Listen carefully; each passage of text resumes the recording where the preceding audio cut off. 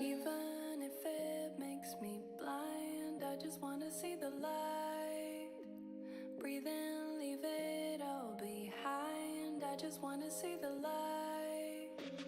Even if it makes me blind, I just wanna see the light. Breathe in, leave it all behind. I just wanna see the light.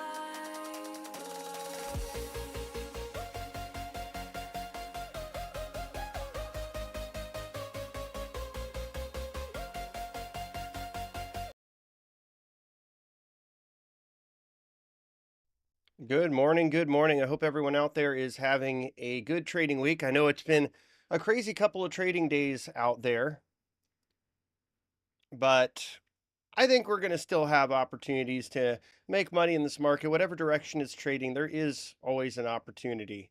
So definitely keep your chin up. If you've gotten beaten down a bit, there will be, I think, some good buys out there. We're going to talk about futures. We're going to talk about stocks. We're going to look at whatever charts you all want to look at as well. Happy to do that. That's kind of part of the reason I do this, is to keep it fun, keep it educational, make sure that folks that are tuned in get some benefit from watching as well. So if you have any charts you'd like me to look at, make sure to pop those in the chat and we will get to those as well. We'll start off with a long-term chart and then we'll drill down from there.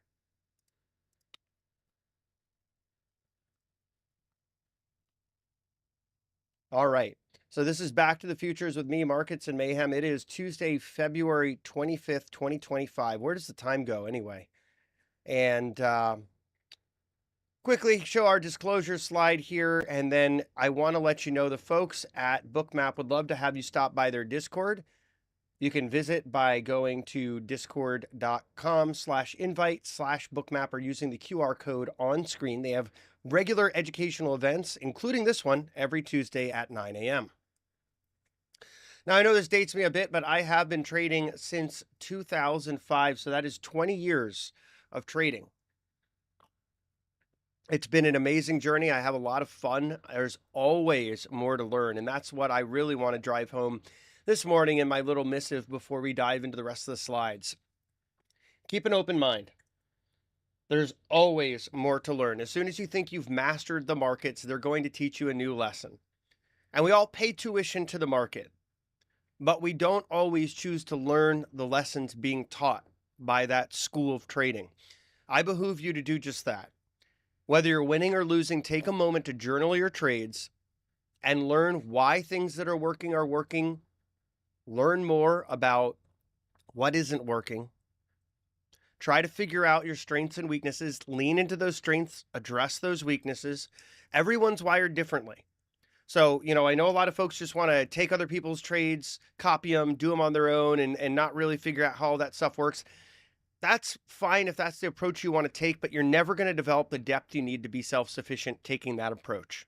You got to look inward, figure out what works for you, and journaling your trading is a really good way to do that. So that's my little missive today. For me, journaling led me to taking a much more systematic approach. So I began working with Bookmap in early 2022. I really love the platform. I've been working with them now for 3 years, hoping for many, many great years ahead from here. And it really has a lot to do with having so much information that's useful on a single screen. And we'll talk a little bit more about that. I also co-founded TraderAid in 2022. We helped traders sharpen their edge in MacroVisor, in 2023 to share my experience, ideas on market opportunities, and education. I also build a number of unique tools and models and provide one-on-one coaching, and we'll highlight one of those tools a little bit later in the session. Now, this is all about order flow. Why do I watch order flow? It's a great question, and it's one that I do get often from folks, especially when they realize that I'm a systematic trader. They say, but isn't order flow really discretionary? And I'd say it really depends on how you're watching it I do have much more data-driven approaches. My exhaustion indicator, my absorption indicator, my pivots, and my SPX options visualizer are all systematic approaches to order flow and positioning. And that's how I tend to really focus on it, as well as the awesome tools that Bookmap provides with icebergs, stops, and other information that you can layer on, such as being able to view these deltas on the volume, as well as a session volume profile. Now, order flow analysis is really about watching those differentials or deltas. That's one of the biggest parts of it, to know who the aggressor is. That can help you get a better sense as to which side of the tape is potentially taking control or getting a bit ahead of themselves. And those can set up for opportunities where you may see momentum reverse. Another area that can be quite helpful in futures is looking for large passive order flow, or what are called icebergs. If you're not familiar with what an iceberg is an order where you're not showing your full size. Sort of like playing poker and you don't want the other people at the table to know what cards you have. You're going out there to execute, and let's say you've got 10,000 contracts.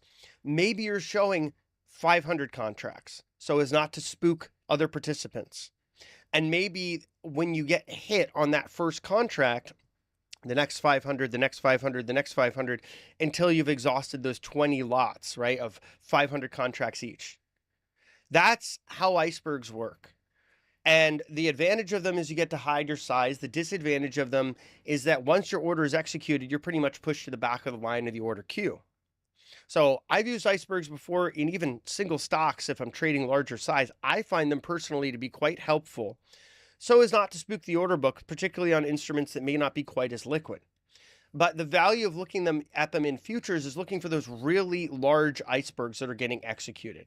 Thousands and thousands of lots, especially if they happen to go against, say, a big stop run. Let's say we get a big pop higher and a bunch of shorts get stopped out, but then you start to see thousands of icebergs layering on overhead, and then price starts to dip. That can give you a sense there's lots of supply overhead. That exhaustive stop run higher really stopped out a lot of the smaller traders, and now some of the larger desks are either taking profits or even leaning in a bit short.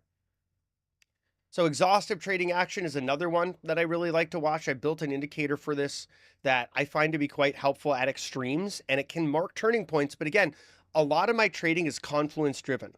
So I'm not just looking at one indicator in one time frame and saying, okay, that's it, I'm going to trade off that. I'm looking at several indicators, and often across at least 2 time frames, to get a better sense as to where opportunities may lie. For example, my pivots that I share on the TraderAid Discord have both swing and day time frame, and I'm looking at both even for day trading to find some of those more important levels that are actionable. Now, why I use Bookmap for my trading, a lot of it has to do with the visualization. I really like not having to run enormous amounts of charts to visualize different things, to have more of it on one screen, right? So I typically have longer time frame charts on either Motive Wave or Trend Spider, and then intraday charts on Bookmap or Motive Wave. That helps me a lot. And Bookmap really dives in to the nitty gritty. The heat map lets you see where there are offers and bids, both in the past and in present time, where there's been orders executed, what the prevailing flow of stops and icebergs is in the MBO capable instruments. That's largely futures when you're viewing them through Bookmap data or Rhythmic, and other nuance. Having that much on one screen is really, really helpful.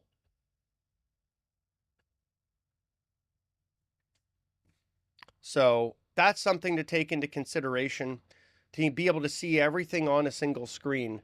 And then the other area is layering on new features. So I build different add-ons for Bookmap. I have one that's publicly available called the SPX Options Visualizer. You can learn more about it at traderaid.com/SPX. But there's also more at traderaid.com under the tools section: exhaustion indicator, the dynamic pivots, and the absorption indicator for extreme absorption events. That's one that's a work in progress, but it's quite close to ready, and I'm pretty excited about that as well. So let's talk about today's pivot. That's going to be S&P 500 March 2025 futures contract 59.99.25. That's ES 59.99.25. It's a pretty important level. We're actually kind of testing it right now a bit as we get closer to the market open, which is just about 20 minutes and 30 seconds away. So with that pivot, I'd be more likely to want longs above and shorts below, just so it's clear why that's a pivot. And on screen, you can get a sense as to why this level is important. Yesterday, you see that large wall of puts below. That area around 59.80 comes up just around where my pivot is, maybe about 4 handles below. Then you've got that really large area of both call and put exposure at S&P 6000, which could provide some formidable resistance. But as we get closer, it's likely to become quite a magnetic level, just like it was yesterday. We're also deep about 100 handles into negative gamma territory. That means we're more likely to see erratic price action on the tape. That's something to be aware of. Typically, this portends to the idea that dealers are more likely to sell dips and buy rips. So in that environment, you have to take that into consideration. For me, it means I want to be more inclined to take smaller size positions with wider stops to accommodate for that increased likelihood of greater intraday volatility. Now we have some awesome deals going on. If you'd like to pick up a copy of Bookmap, save this URL for later, traderaid.com/bookmap. That's traderaid.com/bookmap. You can get up to 40% off. Scroll down to the special offers. And if you're interested in what we're up to at TraderAid, we've got a lot of really, really cool stuff going on and on the roadmap for this year of new features that we're building. You can check us out. Visit traderaid.com. Scroll down to that Discord section and click the Trade With Us link and use the code Mayhem20 at checkout for 20% off of any of our plans. So with all that being said, we're going to dive in to Bookmap right now. And we can see just a little bit of pressure pre-market.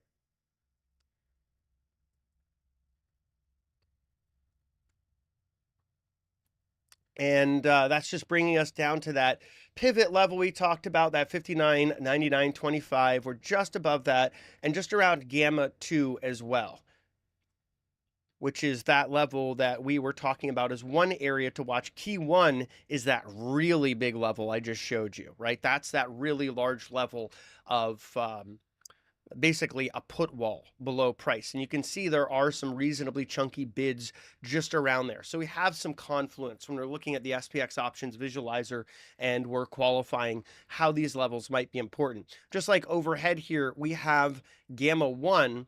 That is going to track us back to just about that SPX 6000 level. That's where there was a lot of put activity yesterday as well. In fact, that was the most active option on the chain.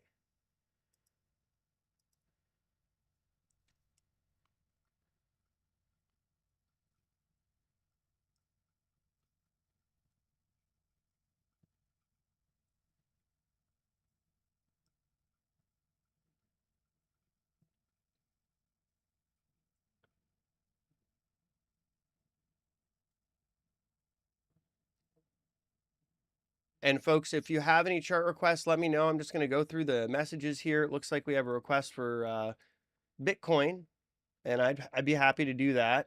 Give me a moment, though. I'm just going to have to sack one of these instruments to add a new chart because I have about 20 max, and I do tend to max it out. Let's see here.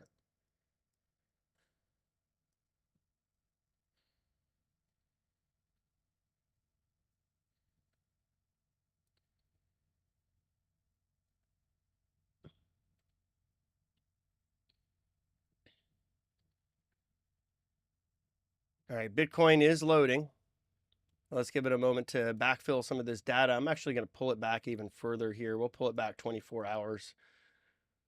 So let's give that a minute to bake that data. I'm just going to pull this over with some of my other futures contracts here as well.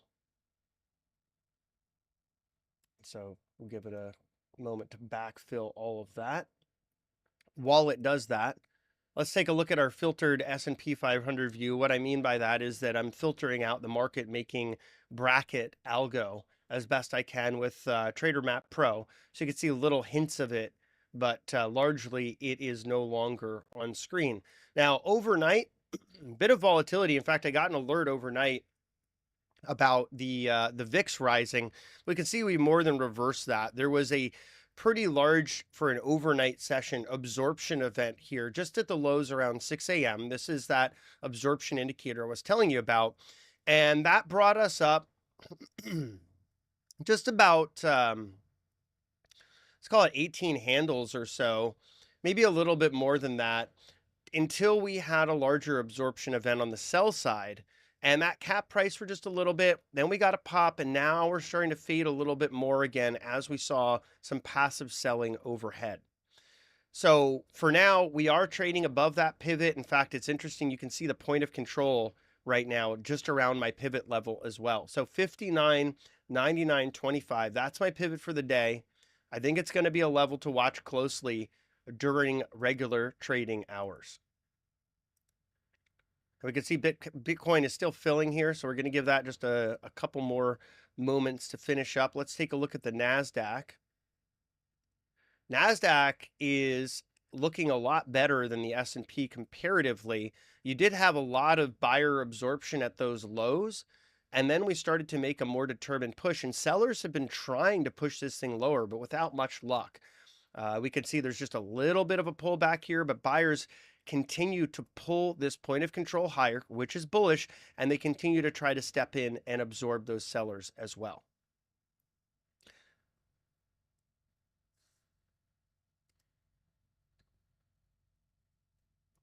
I'm live on the Discord. I'm live on the Bookmap Discord here.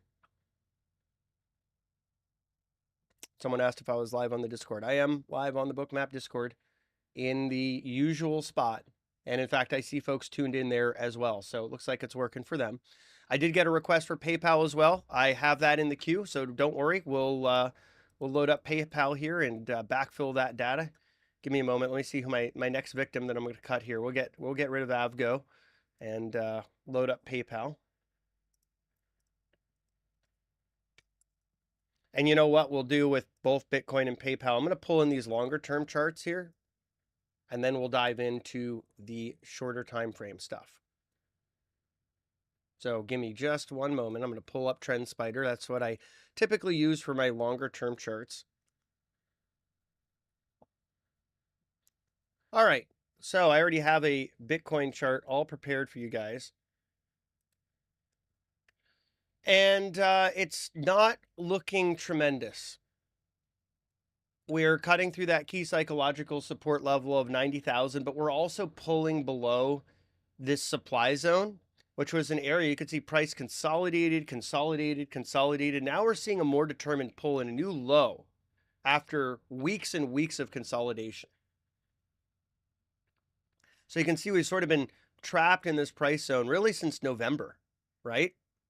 We've had a couple of head fakes lower, but this move that we're seeing now is a little bit more significant. And so we've pulled away from this high volume area of supply into a low volume node. And that means a couple things. First, it has a lot to do with this move being so short and so sharp.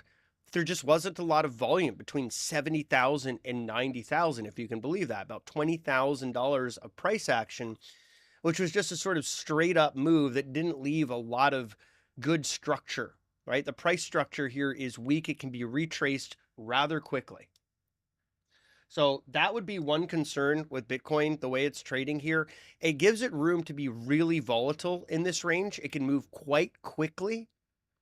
And it's most likely, given this shift in momentum, which you can see down here on the MACD, it's turning lower and lower, that we get pulled back into this basically the key high volume node where we have this point of control, right? Which is around 67,000. But I'd say price could come back down to between 70 and 72,000 if this negative price action continues. We're breaking below the 21-week moving average. We're breaking below this high volume node. We've got MACD turning lower. Everything looks a bit bearish here in Bitcoin. If bulls want to make a stand, I think they need to make it very soon and pull back up into this high volume node. Otherwise, it's more likely we sort of get a retrace of this weak market structure back lower. So that's the big picture on Bitcoin. If we zoom in a little bit,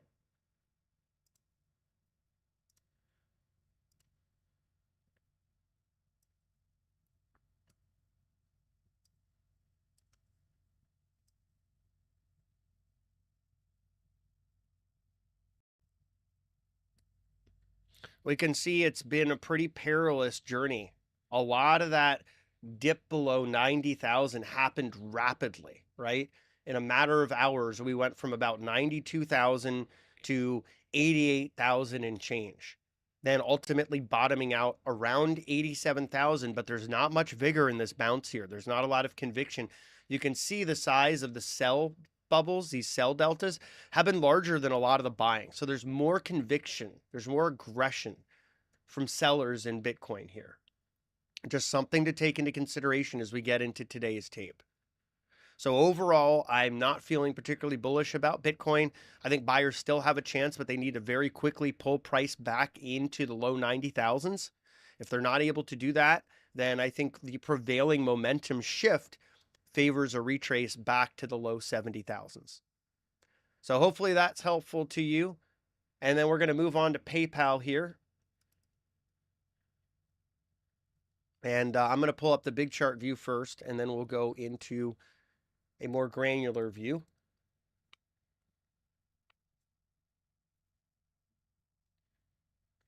So PayPal has had a pretty nasty retrace. I'm looking at this on the weekly chart, both for Bitcoin and PayPal. You can see that big reversal in the MACD histogram, right? We went from a period of positive momentum on this rally, then we snapped this 21-week EMA, and ever since then we've seen selling pressure just really dominating the tape.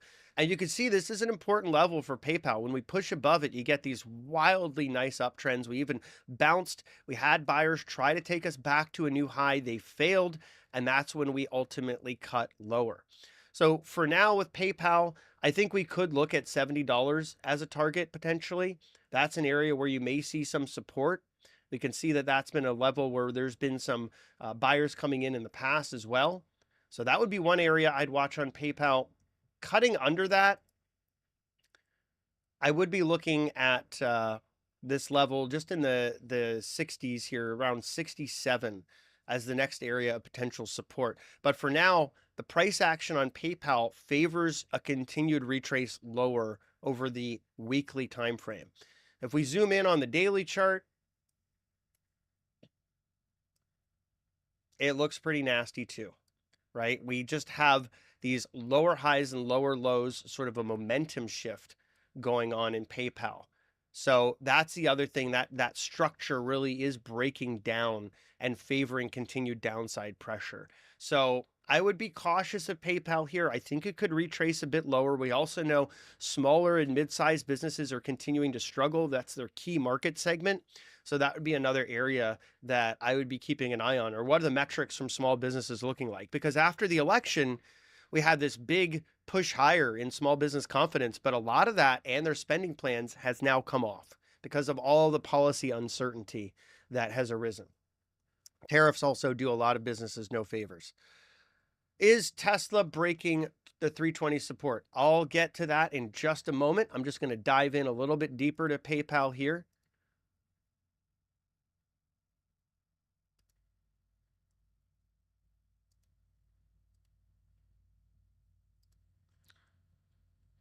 So on screen, we've got the PayPal chart for this morning. And what I want to call your attention to is that we have a lot more offers overhead. And I'm just going to bring in the outside liquidity here so we can see that. So you can see the outside liquidity right now. You've got more overhead by a delta of 70,000. You could see those rather large offers stacking overhead. So that would be supply. There's a fair amount of supply that buyers really have to chew through in order to say PayPal is out of the woods, right? That there's not a whole lot of folks kind of waiting to try to get out at higher prices. The other thing that I like to look at for these stocks is the gamma exposure, because often we see interaction with some of those levels. So let's take a look at PayPal. There is one good thing I'm seeing in the gamma exposure for PayPal. 90 is a big wall of puts, and that typically does act as support. So watch that 90 level on PayPal. Sorry, what pulled up Palantir? My apologies.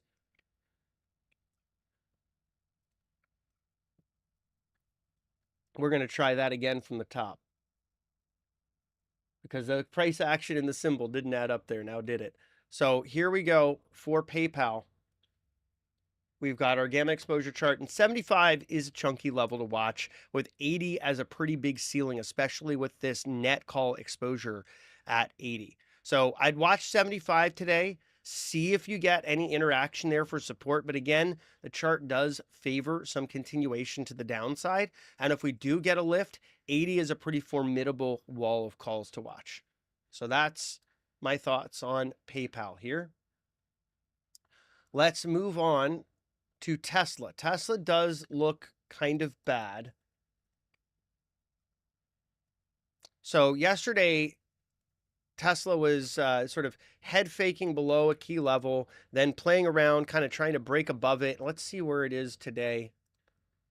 Yeah, it closed below a pretty important trend line. So I'm just going to bring up one other chart where I have the trend line on FinViz. We could see it broke that trend line pretty badly. So is Tesla breaking the 320 support? We'll get to that in just a moment, but I would just like to draw your attention to this little break. That's not the best look for Tesla. It's wedging up for a larger move, and it looks like that move may be lower. Let's look at that weekly chart on Tesla. There still does seem like there's some trend support on the weekly chart on Tesla. So maybe that's something that bulls could hang their hat on, that you could probably get down to about 277 or so, maybe a little bit higher as time goes on, right?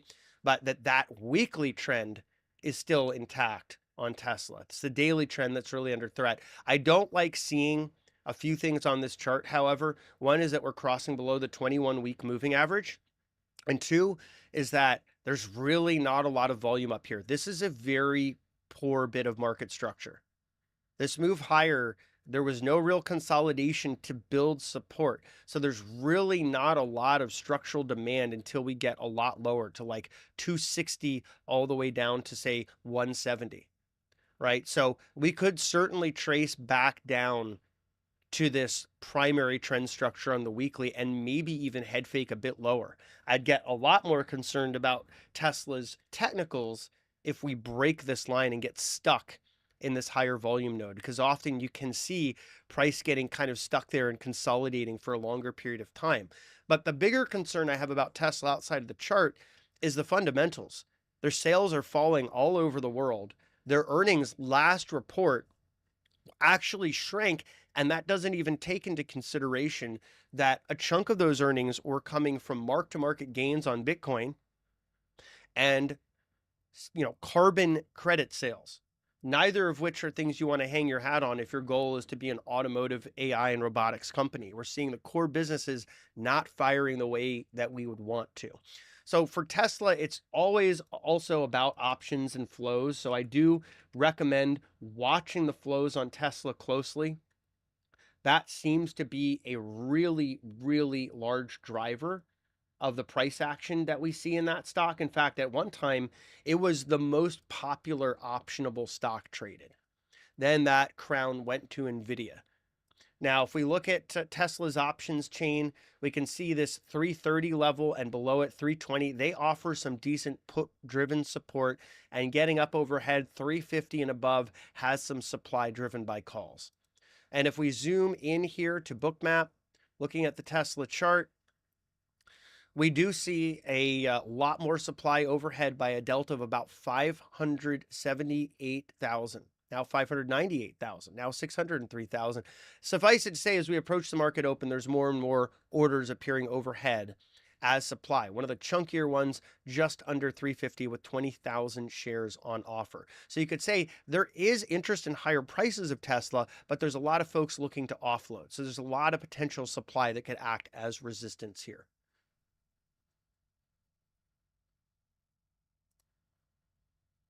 And I have another chart request, ACHR, from the Twitter feed. So give me a moment here. I'm going to backfill that data, and then we're going to just go through the long-term chart, and then we'll zoom in.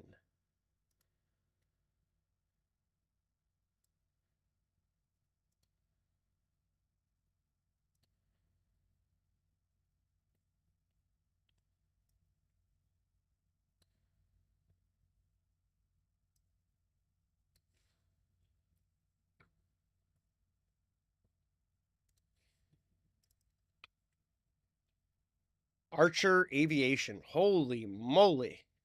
That is a spicy parabolic move. So I will say moves like this make me nervous because I don't typically see them resolve well.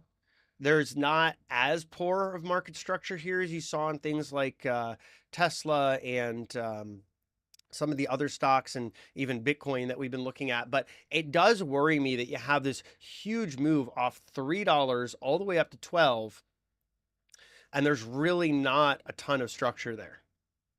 So we see momentum fading on the MACD histogram. It's basically neutral now.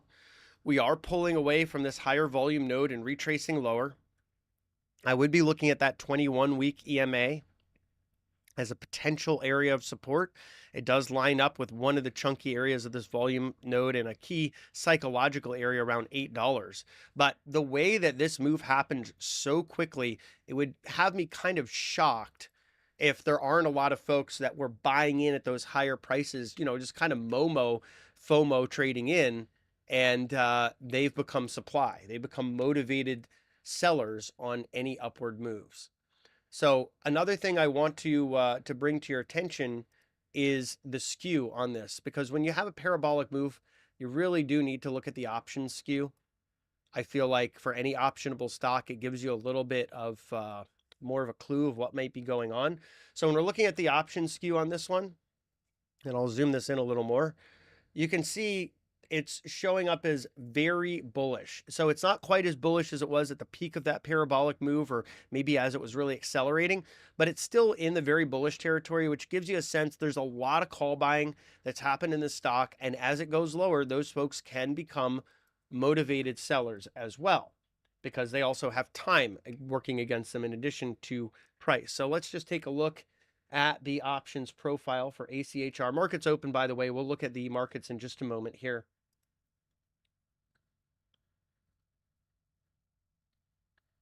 But the options profile in ACHR, you can see there's some chunky support here driven by puts at $8, right? And that's around, we were talking about the volume profile. There could be a little bit of support there as well. And that's around where the EMA 21 is. So look at $8 on ACHR. That's going to be the most important level for support. Resistance overhead implied by options about $10. Now let's dive into Bookmap here on ACHR. We could see as the market's opening here, we're getting a bit of a pull. Overnight, it's been trading in a bit of a range, and you can see right on the dot, $8 has been a key level of support. There's also a large amount of bid interest, 69,000 shares on bid at $8. Above that, at $8.60, you've got 234,000 shares on offer. So expect that there will be a chunky amount of supply overhead. In fact, the delta is 1.5 million with 664,000 on bid, 2.2 million on offer. And we talked about some of those areas like 10, 1050. That's a huge amount of supply overhead as well. So hopefully that's helpful to you on ACHR. We're going to take a moment to look at the markets here as trading is live. We got a pretty chunky pop here in the S&P 500 futures, pushing above that pivot level, 59.9925, looking a bit more constructive this morning.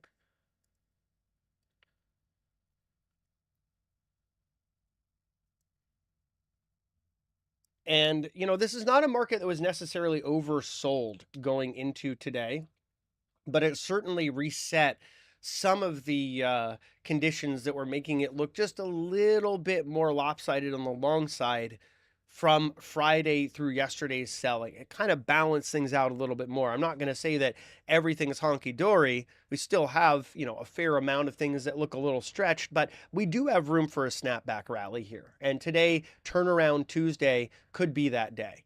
Often when Friday has a sell down, you get continuation on Monday. So we've had that Friday, Monday continuation. Wouldn't be too surprising if we have a little bit of a pop higher today, maybe back up to that SPX 6000 level, which has been so magnetic. And if you look at the delta between SPX and ES, it's about 16.25. So that would imply ES 60, 16.25. Bringing us up to that gamma 1 level on the chart.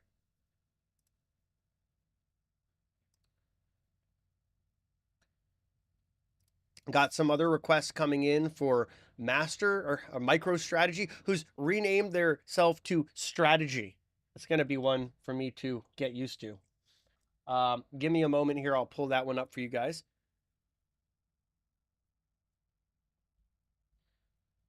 All right. So first we're going to start off with the trend spider chart of MSTR.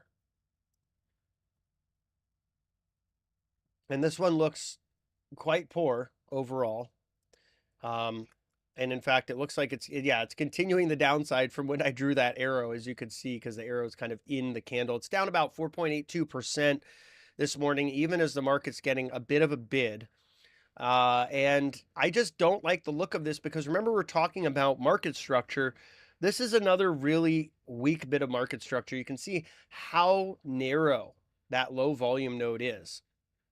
So pretty much this thing ran without really consolidating, without building any real support or resistance levels you can hang your hat on. I think right here, right now is maybe one area of potential support. You could say just driven on refilling this gap and coming back to the top of this candle, but that's a very weak area of support.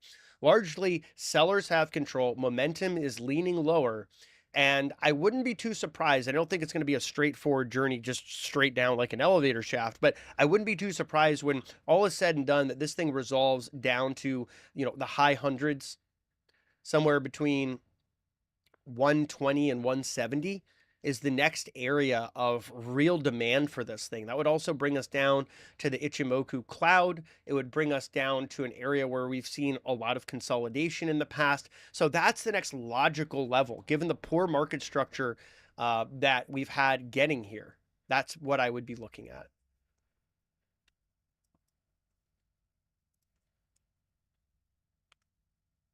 And I'll be zooming in to the MicroStrategy options as well as the bookmap view in just a moment.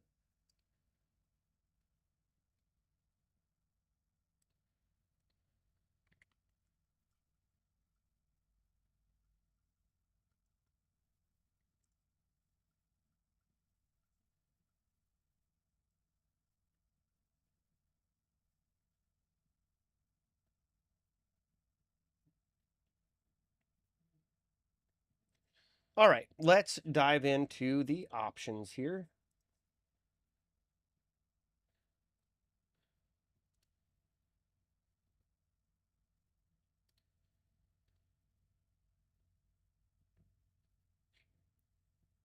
And I've also been asked to look at crude oil and to discuss exhaustion and iceberg along with absorption with my indicator. Sure, yeah, we'll be happy to look at crude in just a little bit, Leah. I'm gonna just continue on with MicroStrategy, wrap that one up, and then we'll move forward.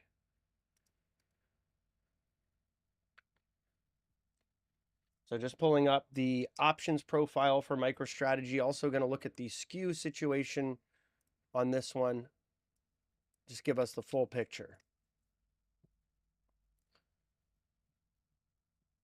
All right, so for skew, it's only slightly bearish. So nothing extreme yet. We had been coming off a bullish extreme on MicroStrategy. So it is natural to see that reset with price moving lower and skew moving more towards the put side. And when we're looking at the MicroStrategy options chain, just going to pull up this chart and pop it into your view here. We are trading below some of these levels already. So 270 is about where price is right now. It's 269. Oh, now it's 265. It just continues to sell down 6%. So yeah, there's really not a ton of put-driven support, but the next big put-driven support level to watch would be about 260 on MSTR. But in terms of the chart, again, it looks awful. And Michael Saylor's leveraged buy Bitcoin with other people's money strategy, I don't understand why anyone would buy MicroStrategy, or strategy as they prefer to be called. If you want Bitcoin exposure, buy Bitcoin. If you want leveraged Bitcoin exposure, buy Bitcoin with leverage, or buy one of the leveraged Bitcoin ETFs. Why buy someone's company when it has enormous managerial risk? There's a track record of fraud with this company, but also it's a stock. It's traditional finance. It's the opposite of Bitcoin. It's someone who's also going against the idea of decentralization by trying to hoard Bitcoin.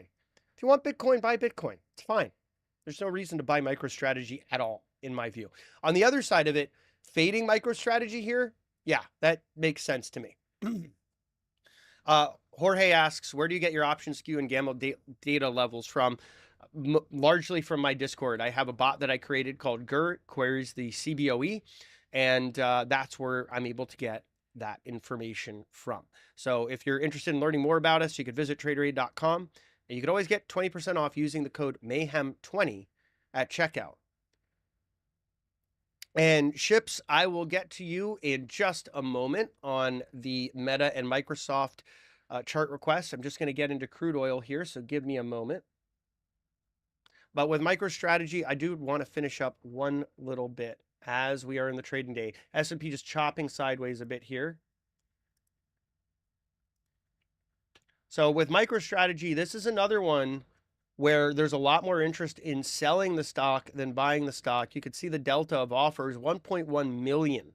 More interest in selling than buying, just 176,000 on bid. But you do have some chunky bids below. Again, that 260 level, once again, we talked about that in the option structure. You can also see it in these demand zones. So 260, then 250, even larger demand zone. And then below that, about 243. So watch MSTR 260. I think that's going to be a pretty interesting level of potential price interaction today. But the stock continues to look heavy. Crypto continues to look heavy. And Michael Saylor's leveraged Bitcoin strategy continues to look insane, if we're going to put a technical term on it.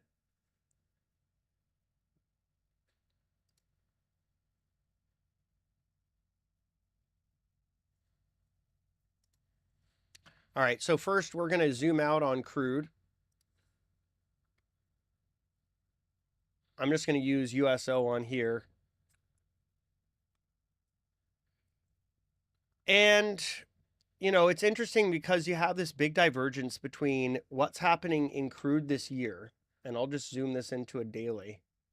So crude, you know, it gets this big pop and then it fades, and it's building a base here. It would at least appear that it's building a base here, kind of getting pulled into this area of high volume transacting too, which has been a large area of consolidation over time. What's interesting is that energy stocks have actually been doing the opposite. While crude was falling, right? Energy stocks have been rising. So XOP, XLE, these are some of the areas I talked about watching this year. XOP, a bit of a laggard, but XLE really holding it together. And that relative strength does have me a little bit more interested in energy on the long side as well. Now let's get into Bookmap, and let's take a look at the chart for crude. And so this morning, you do see some selling pressure. Crude down about 0.5% here to 70.37 this morning. And let me just get back to the question to make sure I'm addressing everything here. All right, so with crude, I would say it's really important it holds that 70 level. That's pretty much my key takeaway. You do have a bit of demand down there for a contract that's this thin, where there's only about 7,000 order book depth. Seeing 100 lots on bid at 70 does imply there's a decent demand zone there. So I would be watching 70 as a demand zone today. If we do cut below that, I'd get a little bit more concerned about the longer term charts. Above us, we've got a chunky supply zone starting at about 71.35 all the way to 71.50. So I would be watching that as an area of reaction. If we get up there, you really want to get a sense as to whether the buyers have the demand to push through it. If you reject there, that's telling you they really don't, and that tends to be bearish. The microstructure today so far has been somewhat bearish. You get lower highs and lower lows, and you can see that only now are we trying to make just a little bit of a bounce, challenging the point of control from below, which has been pulled lower by sellers. Also a little bit of a bearish sign intraday. So long term, really looking for crude to hold that 70 level and bounce. Intraday, if we do cut below that, you'll probably see some decent short opportunities. There really isn't a lot of demand below there. If we're able to form a nice bounce from 70, if we can reject that demand zone, if sellers tell us they don't have enough supply to push through it, it would be constructive to see it get back up and push above some of these supply levels overhead. Remember, we get EIA data for inventory tomorrow. That tends to be somewhat important for the price of crude, so we may not have a ton of price action ahead of that without other event volatility catalysts. Then we also have GDP on Thursday. That can also sometimes impact crude, particularly if you get a stronger than expected reading, giving crude a bit of a bid, and the opposite on a weaker than expected reading. In terms of exhaustion, absorption, and icebergs, I'll go over them in summary, and I'd be happy to direct you to some resources with some more detail. But essentially, exhaustion, this is an indicator I developed for Bookmap that's based on one side getting way ahead of themselves. So you can see exhaustion by sellers. That often happens when sellers are getting really aggressive. And this is something to be aware of as a potential turning point in price. Right? So you may see a situation where you have big time seller exhaustion, and then you start to see, for example, maybe icebergs coming in on the demand side, bidding up after that exhaustion. That can mark a potential reversal. You get that confluence. You have the sellers getting ahead of themselves. You have buyers coming in size, stepping in and trying to support that price action. You look for a reversal from there, and it can be actionable. And so exhaustion often is something to watch for on the larger contracts and the more liquid instruments. So I really watch for it on, say, S&P 500, NASDAQ, to some extent crude, gold, and I also like watching for it, as rare as it is, on some of the treasury contracts, the futures contracts like the 10-year ZN and the 30-year ZB. It can also happen on some of the larger, more liquid stocks like the Mag 7 stocks. You can see reliable exhaustion indications. So that's something that I have built in to our Bookmap feed on our Discord. Then the absorption indicator is basically showing when one side steps in and says, you know what? We've got more than enough to counter whatever it is you're doing. So typically, like absorption of buyers by sellers will happen if you get this really large buy delta. Buyers are trying to make a push higher, probably into a key level of offered liquidity, and sellers step in and reinforce that offer and push harder and absorb all of that buying volume and typically make a bit of a ceiling there. And it can happen on the other side too, right? You can have buyers absorbed by sellers, just like you can have sellers absorbed by buyers on an attempt to push lower that's rejected. So absorption can be a sort of reinforcement mechanism, basically telling us, you know what? Sellers are getting a little bit more aggressive here, and they're telling buyers, we've got more than enough supply, and they're absorbing them. So we'll see an absorption print on that type of an event, or the opposite thereof, where buyers are saying they've got more than enough demand to absorb whatever sellers are throwing at them. And that can be helpful as well, because if you're looking for, say, price to break a level and to the upside, and then all of a sudden buyers start getting aggressively absorbed by sellers, that might give you a hint that it's time to lay off that idea, maybe take some profits, and even potentially look for a reversal if that price action starts to reject lower. So that's the absorption and exhaustion pep talk. And then icebergs, I explained a bit earlier, but I'll recap by saying icebergs are passive order flow. They're used by anyone, but particularly larger trading desks when you see them in the MBO flow of Bookmap, to disguise full size. So let's say you have 10,000 contracts you want to move, but you don't want to spook the order book in the S&P 500. You might show them as just 500 lots, right? So 500 lots at a time, 20 of those lots ordered, would be 10,000. So what happens with an iceberg, let's say you have an iceberg order, and we'll just go back to the S&P chart here.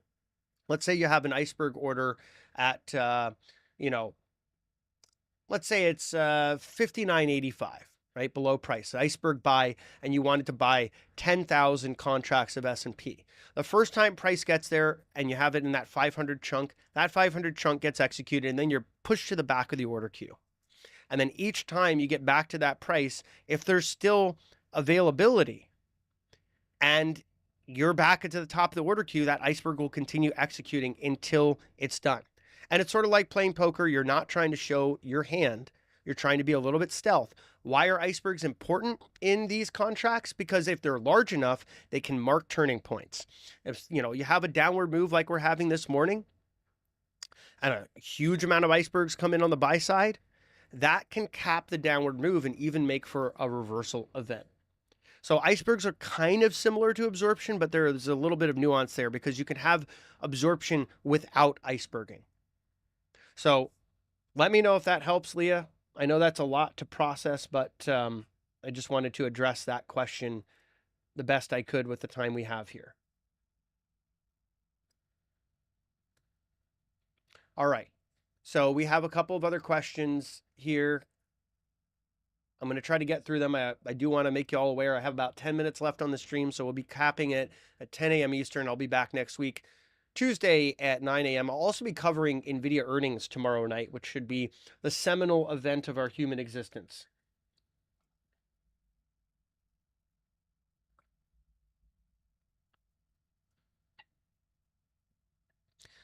All right, so Ships asks, Teacher, it appears Meta and Microsoft are also breaking some of their support levels, particularly 680 as it pertains to Meta and 400 for Microsoft. Let's have a look.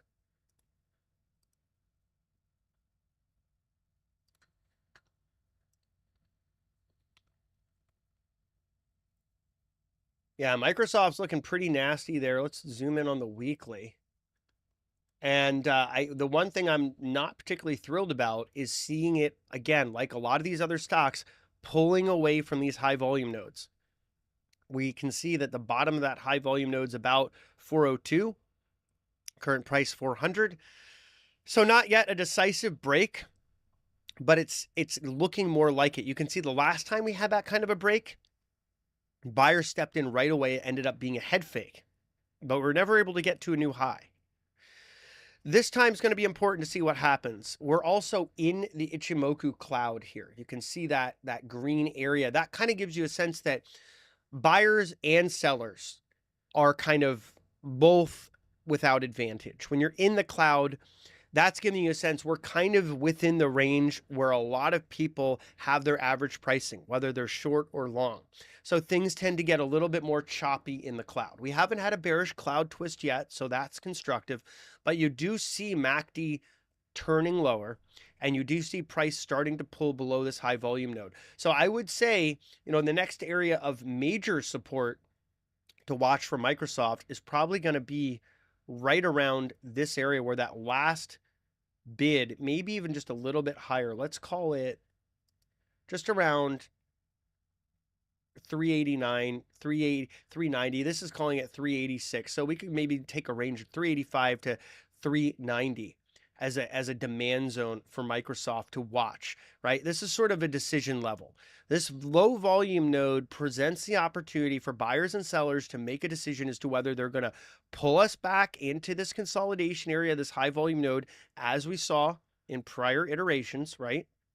Or whether we're going to break below and start to build some acceptance in the 370 to 360 area. For now, I'd say neither side has a clear advantage, but it's starting to lean more towards sellers. For Meta, this one had such an incredible run. It looked like, it was just going to keep going and going and going. I remember the headlines were Meta has never had this many days in a row where it's just gone up, up, and away. And we seem to be breaking that trend now with 2 weeks in a row of negative price action. MACD hasn't rolled lower yet, but this thing does look very extended to me. So I would be just a little bit concerned about that.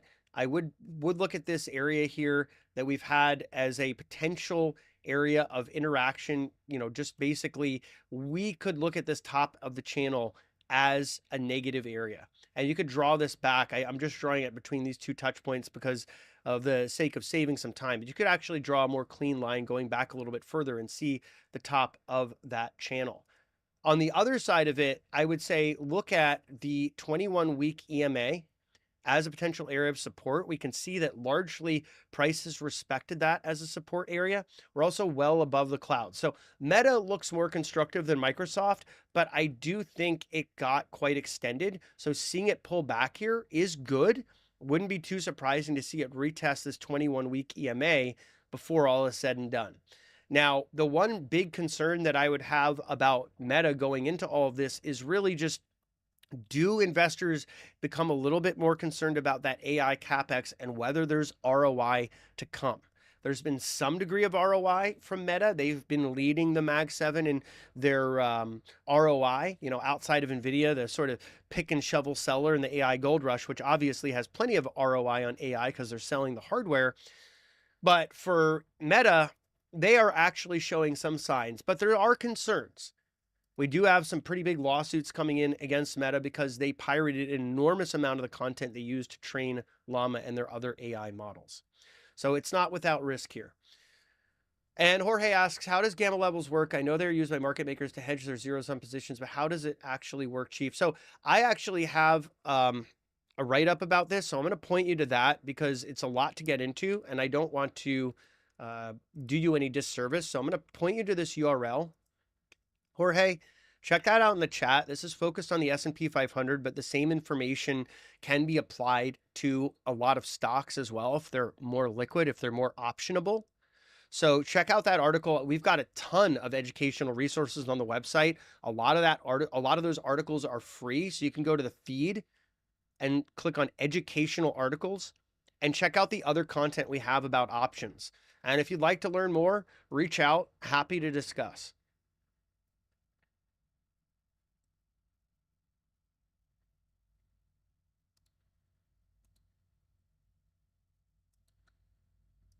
All right, folks, so we're going to go back into Bookmap for another few minutes here as we get closer to that 10 a.m. mark.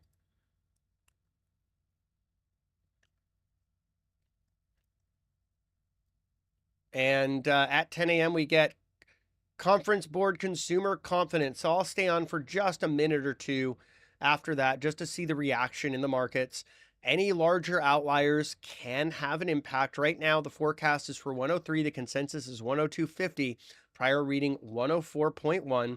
And this data is going to print in just about 3 minutes. Then we also have Richmond Fed Manufacturing, Dallas Fed Services coming in. Richmond Fed Manufacturing at 10, Dallas Fed Services at 10:30.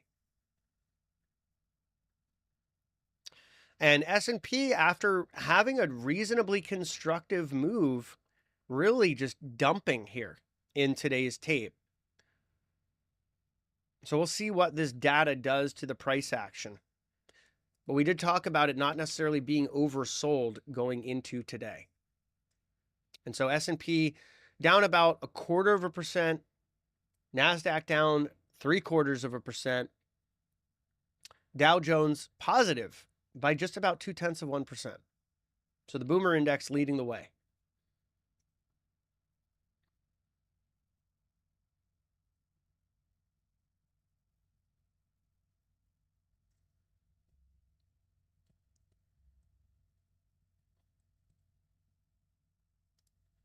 Now I'll bring on the live squawk to call out the data as it comes out in just less than 2 minutes here.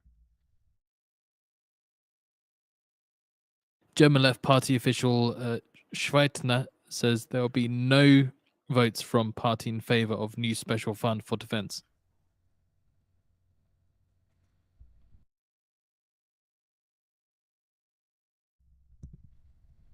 That would probably be bearish for European defense contractors for what it's worth.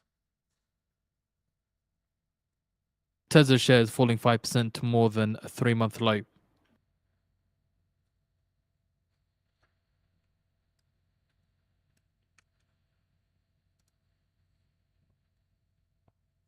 Mayor Besson says we must swap economic growth from government to the private sector.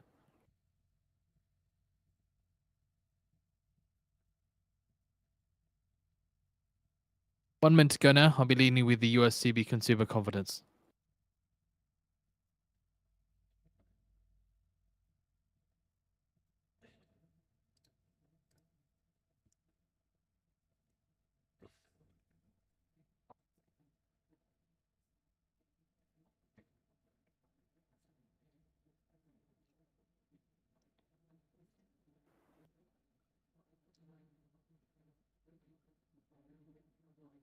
Richmond Fed composite 6. That's higher than forecast, -3. Consumer Besson said confidence Doge imminent. isn't the Department of Government Elimination. 10 seconds to the CB consumer confidence.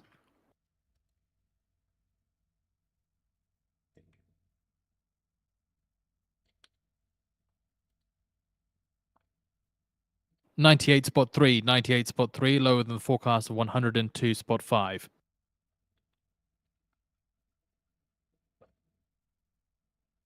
Yeah, so that's kind of a nasty print there. We'll see what led to that. But again, I did see a little Voice and news I'm just going to take disconnected. off the squawk now because the main data is out. That's 98.3 versus a forecast of 102.5 and a prior reading of 104.1.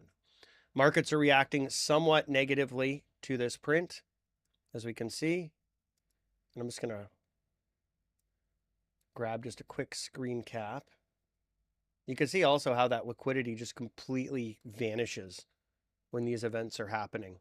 That's another reason to be careful trading event volatility catalyst. You're going to get a lot more slippage, and so your fills are probably not going to be that great.